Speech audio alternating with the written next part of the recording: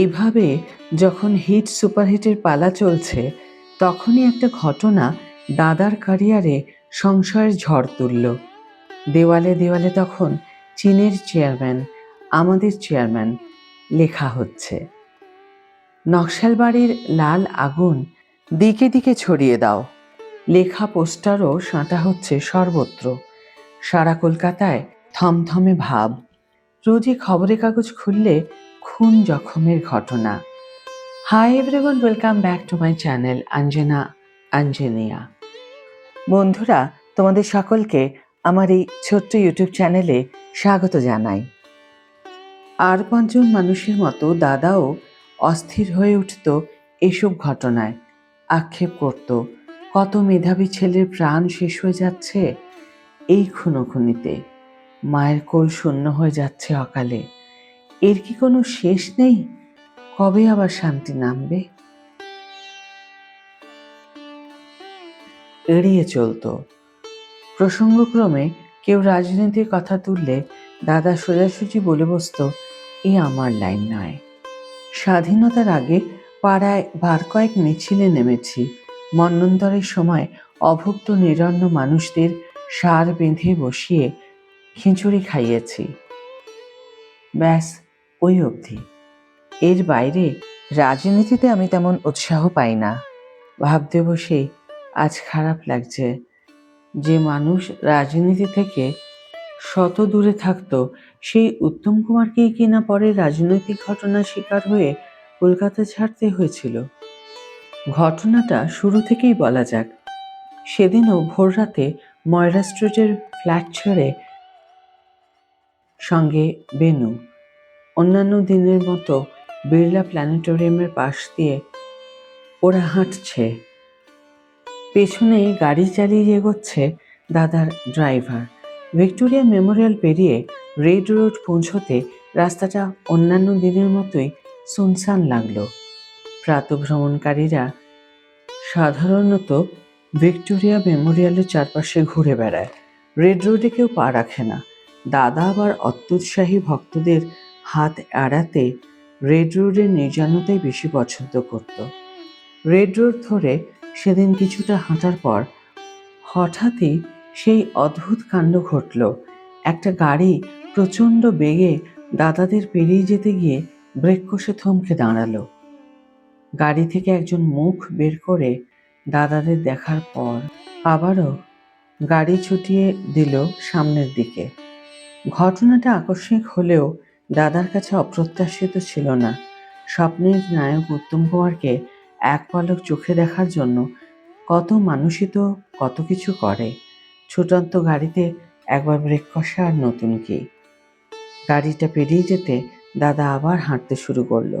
বেশ কিছুটা হাঁটার পর দাদা আবারও দেখল সেই গাড়িটা কিছুটা দূরে ফুটপাত ঘেঁষে দাঁড়িয়েছে।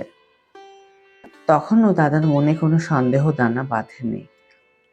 আচমকা দাদা দেখল গাড়িটা থেকে কি ধরাধরি করে নামাচ্ছে কয়েকজন লোক। তারপরে গুলির আওয়াজ। দাদার পা যেন রাস্তায় গেঁথে গেছে। নানা শঙ্কার ঢেউ খেলে যায় মনের পর্দায়। গাড়িটার ইঞ্জিন হঠাৎ গর্জন করে উঠতে দাদা সম্বিত ফিরে পায়। মেনুকে বলে, গাড়িতে উঠে বসো তাড়াতাড়ি, এখনই বাড়ি যাব। তখনও দাদা জানতো না ঘটনাটার প্রতিক্রিয়া বহুদূর গড়াবে। ফ্ল্যাটে ফিরে দাদা রোজকার কাজে মন ডুবিয়ে ফেলতে চায়, পারে না। সেদিন দাদার শুটিং ছিল। দাদা ভাবল স্টুডিওতে শুটিংয়ের ব্যস্ততায় নিজেকে ডুবিয়ে দিলে হয়তো ভোরের ঘটনাটার মানসিক চাপ ভুলতে পারবে, কিন্তু পারল কই। বরং শুভানুধ্যায়ী বন্ধুদের কাছে ভোরের অভিজ্ঞতা জানিয়ে মন হালকা করতে গিয়ে নতুন বিপদে পড়ল। দাদার মুখে ঘটনাটি যখন শুনি, ততক্ষণে দাদার সেই তথাকথিত শুভানুধ্যায়ী বন্ধুরা মুখে মুখে রটিয়ে ফেলেছে বিশিষ্ট একজন নকশার নেতাকে নাকি সেদিন ওই ভোরের ময়দানে পুলিশ গুলি করে মেরেছে। কেউ কেউ এমন প্রশ্ন তুলল, কেন উত্তম কুমার ওই সময় প্রতিবাদ করতে এগিয়ে যায়নি। ভাবতে অবাক লাগে, তারা কিন্তু একবারও ভাবল না ওই সময় গোলাগুলির মাঝে এগিয়ে যাওয়ার অর্থ ছিল একটাই, মৃত্যু। কজন ওইভাবে মৃত্যুর মুখোমুখি দাঁড়াতে পারে? বড় দুঃসময় গেছে তখন। দাদা মানসিকভাবে বিপর্যস্ত হয়ে পড়েছে। চেনা মানুষগুলোকেও ওই দুর্দিনে অচেনা লাগছে। সন্দেহজনক অনেকের আচরণ। বহু শিল্পী তো দাদার বিরুদ্ধে ষড়যন্ত্রের জাল পর্যন্ত বুনেছিল। হাতি কাদায় পড়লে যা ঘটে থাকে আর কি। দাদার হাতে বেশ কয়েকটা ছবি, জীবন জিজ্ঞাসা, ছদ্মবেশে, বিরাজ বউ, আলো আমার আলো, অন্ধ অতীত ও স্ত্রী। দাদা শুটিং করবে কি, সর্বক্ষণ একটা চাপা টেনশনে। কতভাবে যে তখন দাদাকে হেনস্থা করবার চেষ্টা হয়েছে, আজ ভাবতে বসলে কষ্ট হয়। উত্তর বাংলায় কি একটা ছবির আউটডোর শুটিংয়ে গেছি, সঙ্গে ছিল রবি ঘোষও। ওখানেই শুনলাম দাদার নামে রীতিমতো অপপ্রচার চলছে। তলে তলে ষড়যন্ত্র হচ্ছে, দাদার ছবি বয়কট করা হবে সারা উত্তর বাংলার সিনেমা হলগুলিতে। শুনে তো আমি স্তম্ভিত। ডাহা মিথ্যেকে সত্য বলে জানানো হচ্ছে। স্থানীয় কয়েকজন গণ্যমান্য ব্যক্তির সঙ্গে কথা হলো। তারা সব শুনে সহজেই বুঝতে পারলেন ষড়যন্ত্রের শিকার হয়েছেন উত্তম কুমার। সবার চোখের মনি যে মানুষ, তার ক্ষতি রোখবার জন্য এবার এগিয়ে এলো সকলে। স্থানীয় রাজনৈতিক নেতারা পর্যন্ত সামিল হলো সকলের সঙ্গে। ভুল বোঝাবুঝির অবসান হলো। কলকাতায় ফিরে উত্তর বাংলার খবর শোনাবো কি? দাদার মুখে স্টুডিওর খবর শুনে চোখ কপালে উঠল। নিউ থিয়েটার্স 1 নম্বর স্টুডিওর দেওয়ালে নাকি নকশালরা পোস্টারে লিখে গেছে, কাদের মুন্ডু চায় তার তালিকা। তালিকায় সবার উপরে আছে দাদার নাম। আমরা ব্যাপারটা তেমন গুরুত্ব দিইনি। নকশালরা তখন নানা গ্রুপে ভাগ হয়ে পড়েছে। এক একটা দল এক এক জায়গায় এক এক রকম অপারেশন চালাচ্ছে। টালিগঞ্জে দাদা তখনও রীতিমতো জনপ্রিয়। শুধু টালিগঞ্জ বা কলকাতা কেন, সারা বাংলার চোখের মনি তখন উত্তম কুমার। তাই দাদা ভেবেছিল পোস্টারটা নেহাতি হুমকি। এরই মধ্যে কানে এলো দাদার একটি পদক্ষেপে নকশালদের একটা দল দারুণ চটে গেছে। আসলে কি হয়েছিল, সে সময় পূর্ব পাকিস্তানে জোর লড়াই বেঁধেছে। জাতীয়তাবাদী শিল্পী সাহিত্যিকদের একটা দল ওই সময় প্রতিবাদ জানিয়েছিল অত্যাচারের। প্রতিবাদপত্রে অনেকের মধ্যে দাদাও সই দিয়েছিল। পরে জানা গেল দাদা সই দেওয়ায় নকশালরা ভীষণ চটে গেছে। চূড়ান্ত ঘটনাটা ঘটল এরই কিছুদিন পরে। স্টুডিওর মেকআপ রুমে সশস্ত্র একদল যুবক সরাসরি দাদাকে চার্জ করলো। রিভলভার দেখিয়ে হুমকি দিল, টাকা চাই, নইলে লাশ পড়ে যাবে। দাদা প্রতিবাদে কিছু বলতে গিয়েছিল, ওরা চূড়ান্ত অপমানজনক নানা কথা শুনিয়ে গেল। প্রমাদ গুনল দাদা, এভাবে তো চলতে পারে না। চূড়ান্ত সিদ্ধান্ত তাই নিতেই হলো, কলকাতা ছেড়ে চলে যাওয়ার। আমরা পরিবারের লোকজনও এই সময় বাধ্য হয়ে চেয়েছিলাম দাদা কিছুদিনের জন্য বাইরে কাটিয়ে আসুক। মা তো সর্বক্ষণ ভয়ে কাঁটা হয়ে থাকতো বড় ছেলের জন্য। বেনুকে নিয়ে দাদা একদিন ট্রেনে চেপে রওনা দিল বম্বে। আমি পড়ে রইলাম কলকাতায়। হাজার লোকের হাজার রকম প্রশ্ন। কোথায় গেছে দাদা, কবে ফিরবে? আমি বিচার বুদ্ধি মতো উত্তর দিয়ে চললাম সকলকে। দাদা বম্বে থেকে ফোন করলে কলকাতার খবরাখবর শোনাই, কোনো খবর কাউকে দিতে বললে দিয়ে আসি। টালিগঞ্জের সেই সময় বড় করুণ দশা। দাদার অনুপস্থিতিতে দাদার অভাববোধ হাড়ে হাড়ে টের পেল প্রযোজক পরিচালক। দাদা বম্বে পাড়ি দেওয়ার পরপরই এসব পরিচালক প্রযোজক বলে বেড়াচ্ছিল, এবার উত্তমকে টাইট দেব, দেখিয়ে দেব টালিগঞ্জে ছবি হিট করানো যায়। সেই সব পরিচালক প্রযোজককেই দেখলাম মাস না গড়াতে চুপসে গেছে। দাদার যেসব ছবি অসমাপ্ত অবস্থায় পড়েছিল, সেসব ছবির দুর্দশা আরও চরমে উঠল। কোনো ছবিরও কাজ তখন 4 আনা বাকি, কোনো ছবির 6 আনা। 20 বাও জলে পড়ল ওইসব ছবির ইউনিট শুদ্ধ সকলে।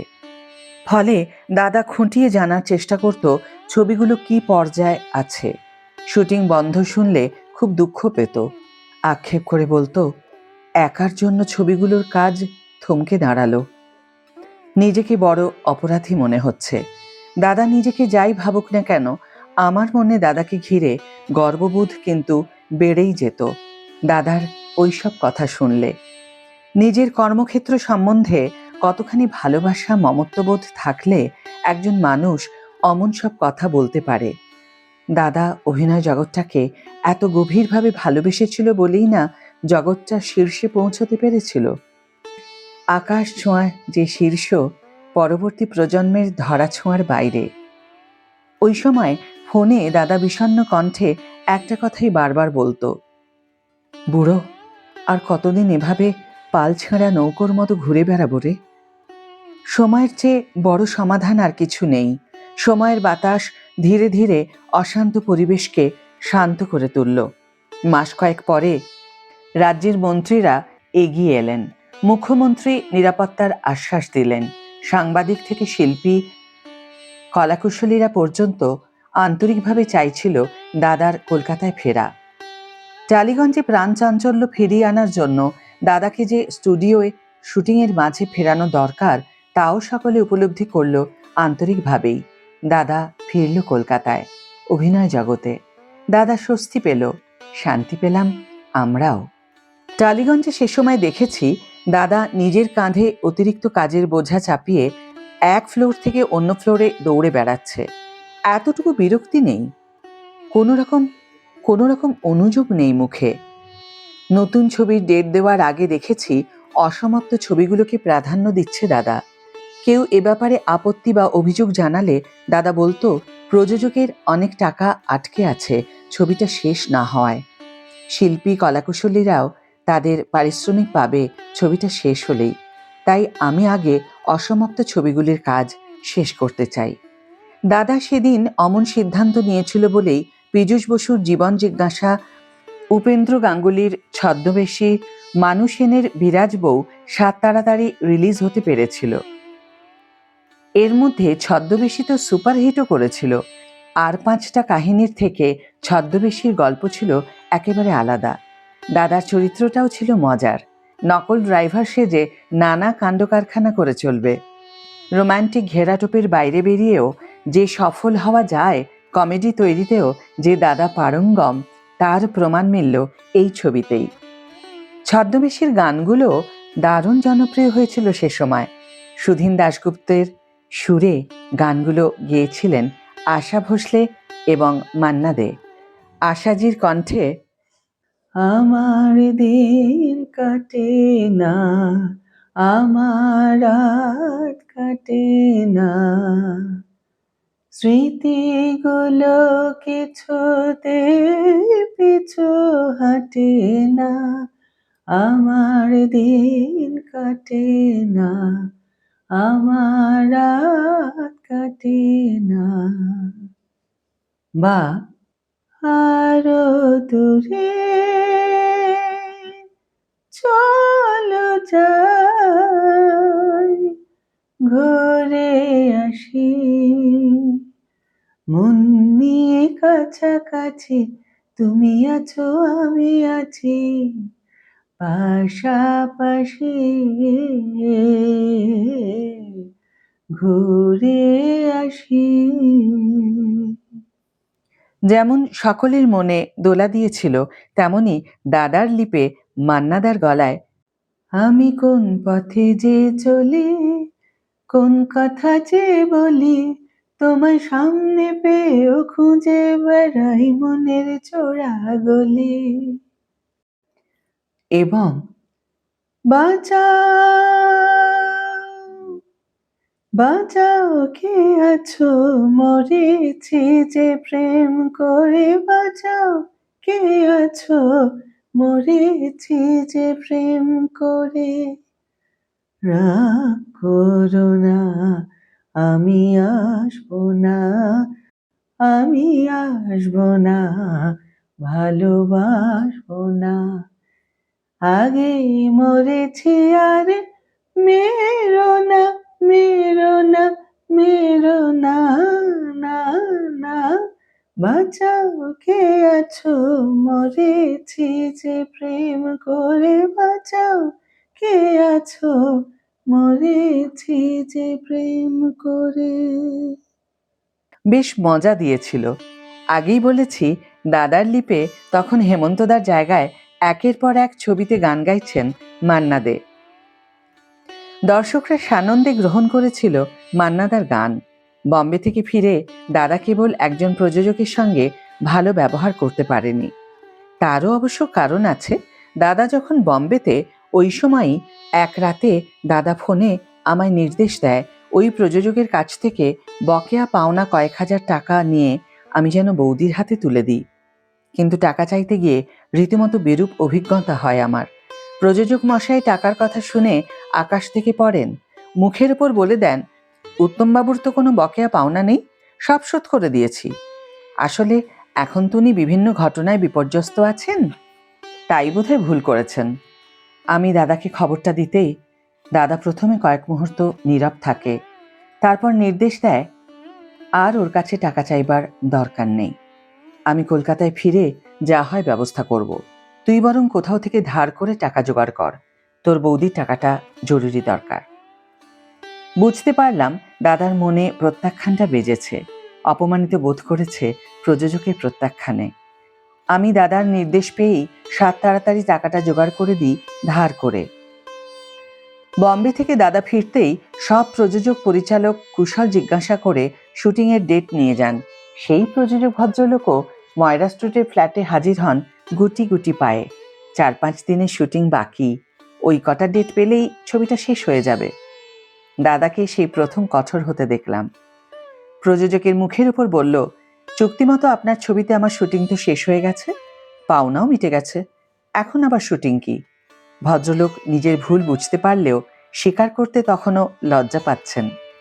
আগের বক্তব্যটাই প্রাণপণে আঁকড়া ধরে বলল, আপনার পাওনা তো মিটিয়ে দিয়েছি উত্তমবাবু। দাদা তখন আরও কঠোর হয়, উত্তর দেয়, এখন আমার খুব কাজের চাপ। আপনি এক কাজ করুন, মাস চারেক বাদে আসুন, আমি হিসেবপত্র দেখে রাখব, তখন বলবো আমার পাওনা আদৌ আছে কি না, থাকলে তার পরিমাণ কত, আর পাওনা গন্ডা মিটে গেলে তখনই আপনাকে শুটিং ডেট দিয়ে দেব।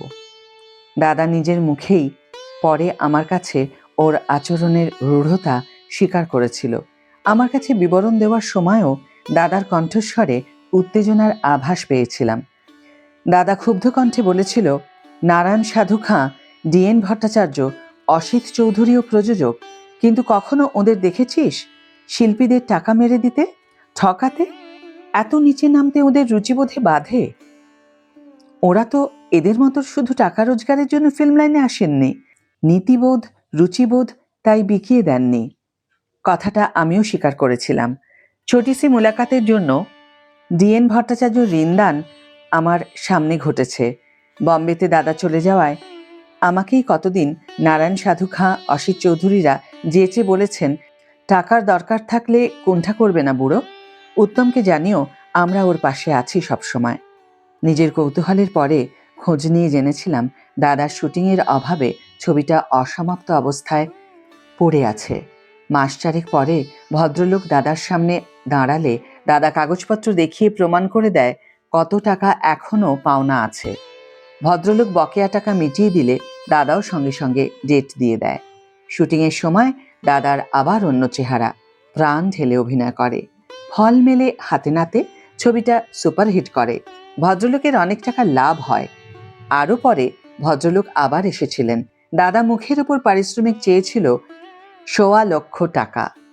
ভদ্রলোক গাঁইগুই করতে দাদা বলেছিল, আগের ছবিতে দিনপিছু পারিশ্রমিক নিয়েছিলাম, তাই টাকার অঙ্কটা কম ছিল, এবার বেশি দিনের শুটিং, ছবির কন্ট্রাক্ট করতে হবে, পারিশ্রমিক তো বেশি পড়বেই। সদ্য ছবি হিট করেছে, প্রযোজক সেই গরমে দাদাকে ছেড়ে অন্য একজনকে নিয়ে নতুন ছবি তৈরিতে নামেন, কিন্তু লাভের গুড় সেবার পিঁপড়ে খেয়ে যায়, ছবিটা সুপার ফ্লপ করে। পরে শুনেছি ভদ্রলোক টালিগঞ্জ ছেড়ে কোথায় যেন বাসনপত্রের ব্যবসা করতে শুরু করেছেন। টালিগঞ্জে প্রযোজকদের সঙ্গে দাদার সম্পর্কের কথা বলতে বসলে সাতকাণ্ড মহাভারত হয়ে যাবে। সে সময় ছবিতে দাদা থাকলেই পরিবেশকরা ঝাঁপিয়ে পড়ত। ছবি বিক্রি নিয়ে দুর্ভাবনায় পড়তে হতো না, তাই সবাই চাইতো নিজেদের ছবিতে বড় চরিত্রে অভিনয় না করলেও যেন মুখটা দেখায়, দর্শকরা তাতেই খুশি হবে, ছবি ভালো বাণিজ্য করবে।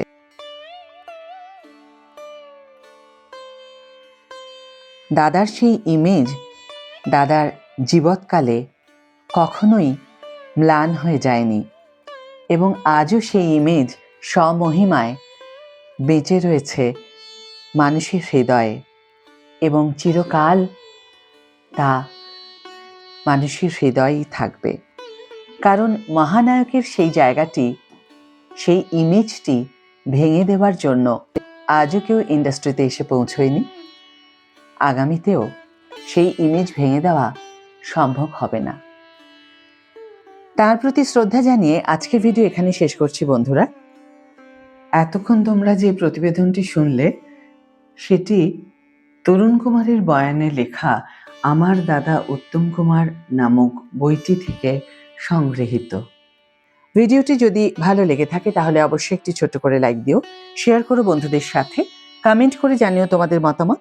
যারা এখনো আমার চ্যানেলটিকে সাবস্ক্রাইব করোনি তারা অবশ্যই চ্যানেলটিকে সাবস্ক্রাইব করে আমার পাশে থেকো, আর যারা অলরেডি সাবস্ক্রাইব করে দিয়েছো তাদের জন্য আমার অনেক ভালোবাসা এবং অনেক ধন্যবাদ। আজ তাহলে বিদায় বন্ধু, দেখা হবে পরের ভিডিওতে। ভালো থেকো, সুস্থ থেকো, সঙ্গে থেকো।